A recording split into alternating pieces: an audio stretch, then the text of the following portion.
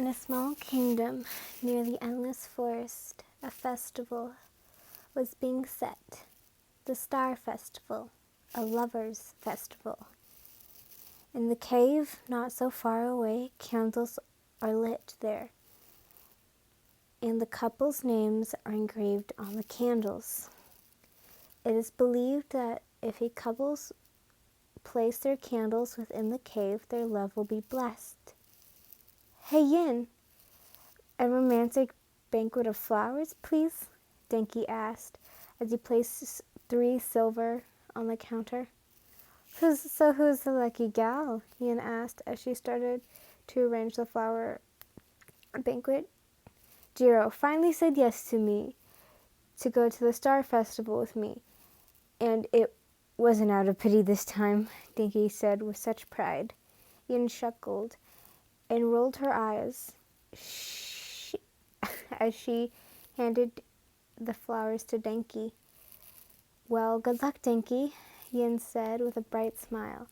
Don't worry, I got this all figured out. Plus, I still have a week to work out details, Denki said as he walked into the nearby, I think this is pole, but Yin shook her head as she closed her shop for an hour. She needed more flowers, so it was off into the woods. As Yin strolled through the forest, goodness, my people are talking. Sorry.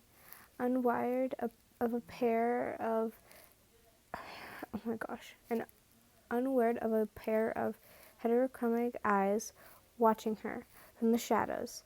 Yin soon came across a beautiful patch of flowers bushes.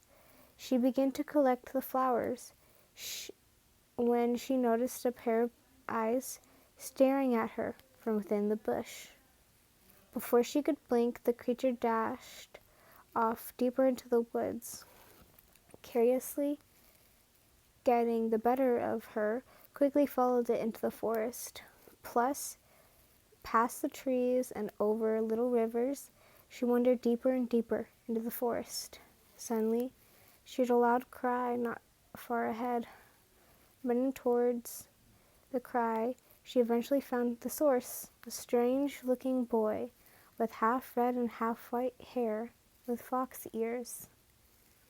His leg seemed to be caught in a bear trap, and it really messed up his leg. The boy was panting heavily. He looked very messy and disheveled, like he was running out here for days. His clothes were all torn and covered in all sorts of filth. Yin tried to get closer, but the boy gave her a meaningless growl and stared daggers at her. But this didn't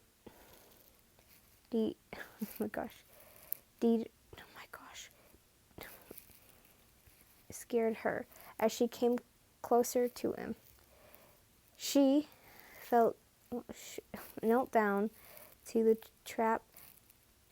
Nothing sharp slashes against his cheek and deep. Just under her right eye, the kitsune slashed at the girl as a warning, as his fur stood on end. Don't worry, I'm here to help you. Over there, I think the creature ran this way, shouted a male's voice. Yin could tell those were hunters, and I'll protect you from them, Yin responded with the kitsune, but before he could respond, his whole world went black. When I finally come, I feel warm and cozy. I was wrapped in a heavy but warm blanket. Looking around the room, it looked normal. Next to the bed was a nightstand. On it was delicious-looking food. I quickly scuffed down the food and laid down back in the bed. It's been a while since the last time I had a full stomach. I suddenly heard the door open to see a girl again.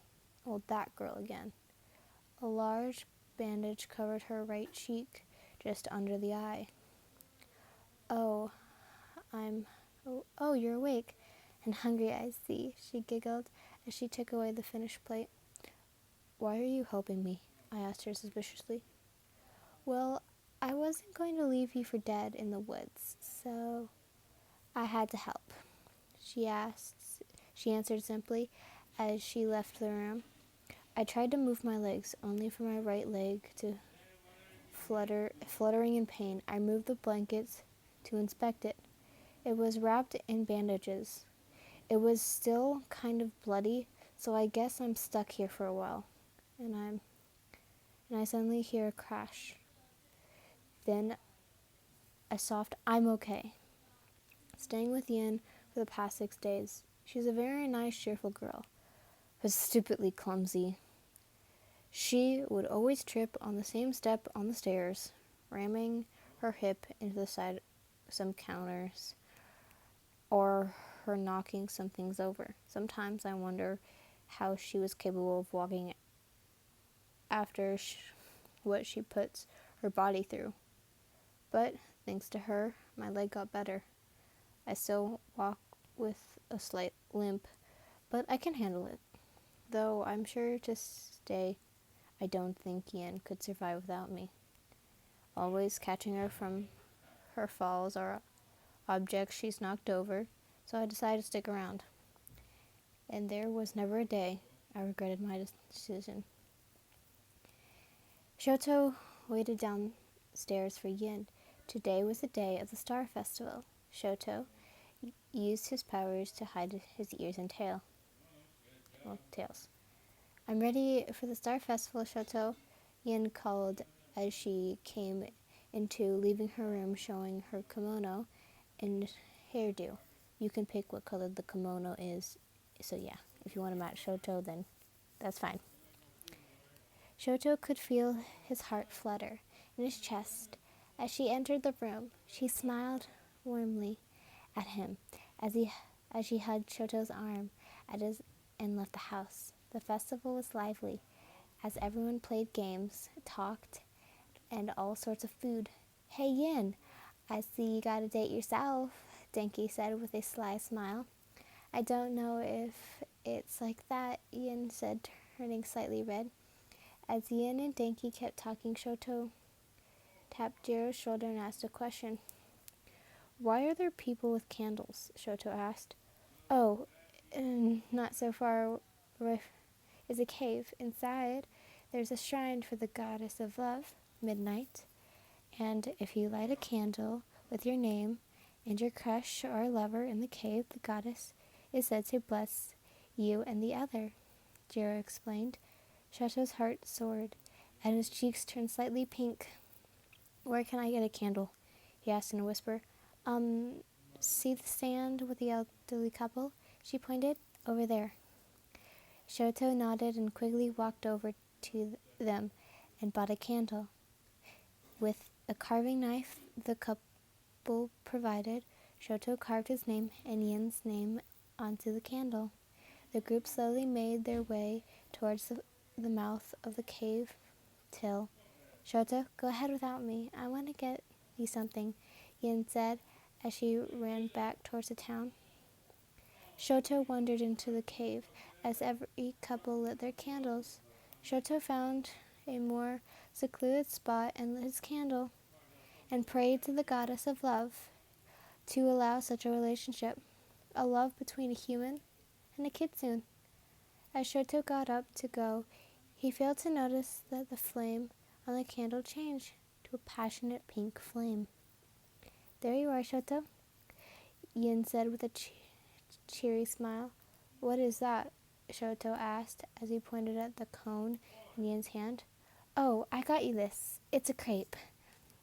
They're pretty popular around this time, Yin said, handing Shouto one.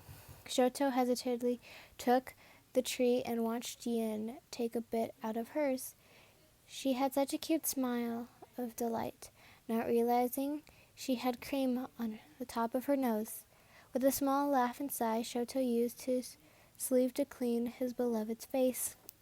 Shall we be off? Shouto asked as he offered her his arm. Yes, Yin said as she hugged his arm. High, oh gosh, high above the trees, the goddess Midnight smiled at the two odd lovers. Down below, the Shotos